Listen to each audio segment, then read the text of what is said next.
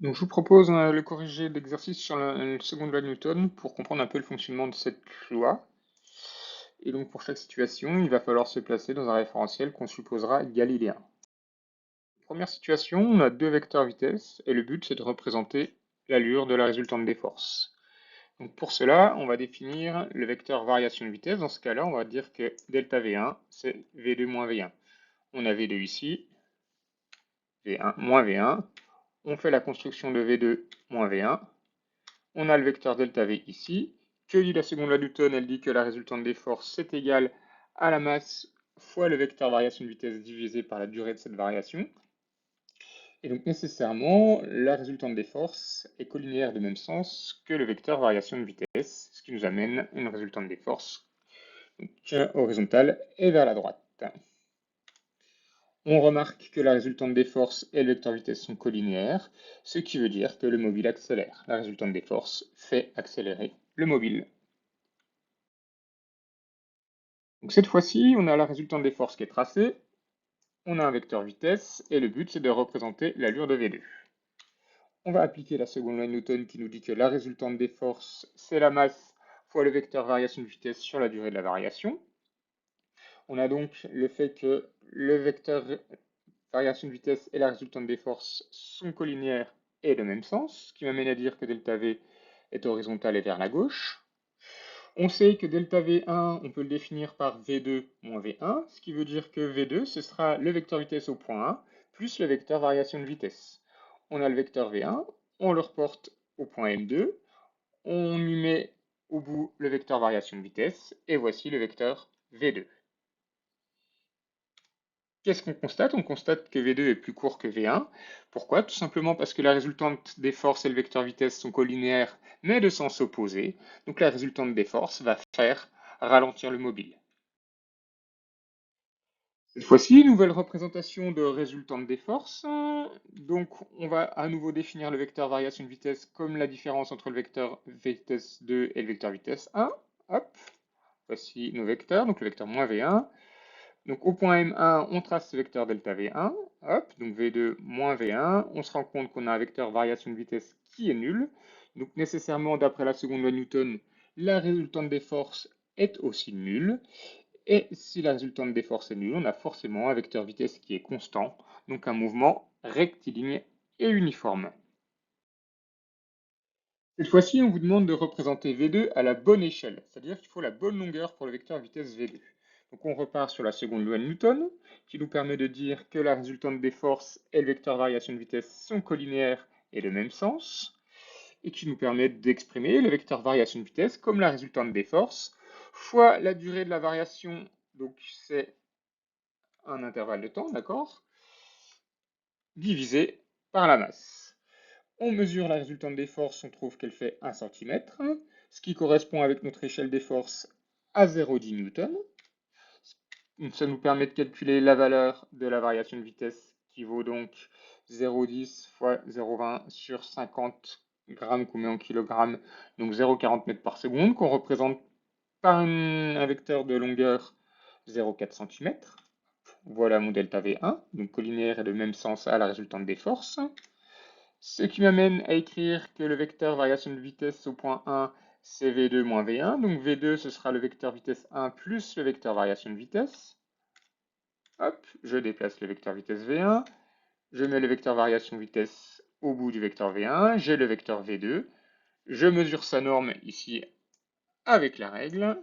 On a une norme qui fait 0,8 cm, donc un vecteur vitesse V2 qui a une norme correspondant donc à 0,8 cm, c'est-à-dire une vitesse V2 qui vaut 0,8 mètres par seconde. Si je dois trouver la valeur de la résultante des forces, donc je vais d'abord écrire le vecteur variation de vitesse par exemple au point 2. Donc je vais utiliser cette fois-ci la méthode centrée. Je vais dire que c'est le vecteur vitesse au point d'après, le vecteur vitesse V3, moins le vecteur vitesse au point d'avant, c'est-à-dire le vecteur vitesse V1. Mon vecteur V3 est ici, mon vecteur moins V1 est ici. Mon vecteur V3 a une norme de 3 cm, je le reporte au point M2, voilà. Au bout de ce vecteur V3, je mets le vecteur moins V1. Lui aussi a une norme de 3 cm parce qu'en fait c'est un mouvement circulaire uniforme. Hop, voilà, et mon vecteur delta V donc, est ici, hein, je suis parti du point M2, je suis arrivé ici au bout du vecteur moins V1. je prends ma règle pour mesurer la norme du vecteur delta V, je trouve 1,4 cm, ce qui veut dire que le vecteur variation de vitesse au point 2 a une valeur de 1,4 m par seconde. Je peux donc utiliser la seconde loi de Newton pour exprimer la résultante des forces en fonction de ce vecteur variation de vitesse, donc sous forme vectorielle puis sous forme scalaire. Ici, je suis sur la variation de vitesse au point 2 que j'ai définie entre V3 et V1. Il y a bien un intervalle de temps pour aller de M1 à M2 plus 1 pour aller de M2 à M3, donc 2T. D'accord, attention à ça. Je fais l'application numérique et je trouve une résultante des forces qui fait 0,18 N. D'accord, que je peux représenter si je veux la tracer par un vecteur de norme 1,8 cm, en sachant que la résultante des forces et le vecteur variation de vitesse sont collinaires et de même sens. Ça me donne ce tracé-là. Qu'est-ce qu'on constate? On constate que cette fois-ci, la résultante des forces et le vecteur vitesse ne sont pas collinéaires, c'est-à-dire que la résultante des forces va modifier la direction du vecteur vitesse. Hein. C'est parce qu'on a une force qui est dirigée vers le centre, ici, que le vecteur vitesse change de direction, que notre mobile tourne. Dernier cas, il faut trouver la valeur du champ de pesanteur dans ce cas de chute libre. Donc on suppose que notre mobile il est soumis qu'à son propre poids dans le cas d'une chute libre. Alors, même démarche, on va définir le vecteur vitesse, variation de vitesse au point M2, donc delta V2 égale V3 moins V1, donc avec la méthode centrée. Le vecteur V3 étant ici, le vecteur moins V1 étant ici.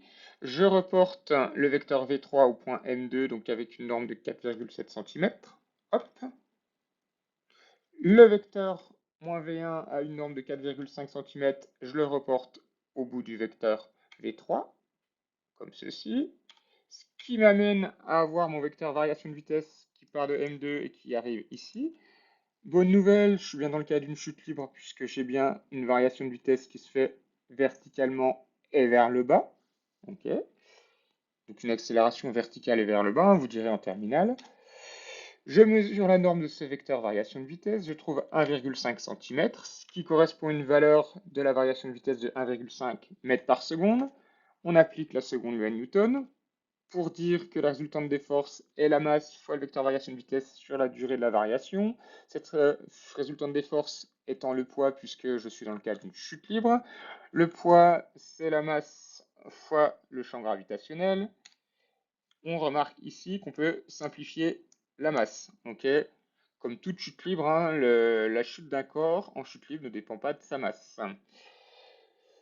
On a donc l'expression scalaire. Ici, on fait bien attention, vu qu'on est sur delta V2 défini entre le point 1 et le point 3, on a bien deux intervalles de temps. On fait l'application numérique et on trouve un champ de pesanteur G qui vaut 3,8 mètres par seconde carré.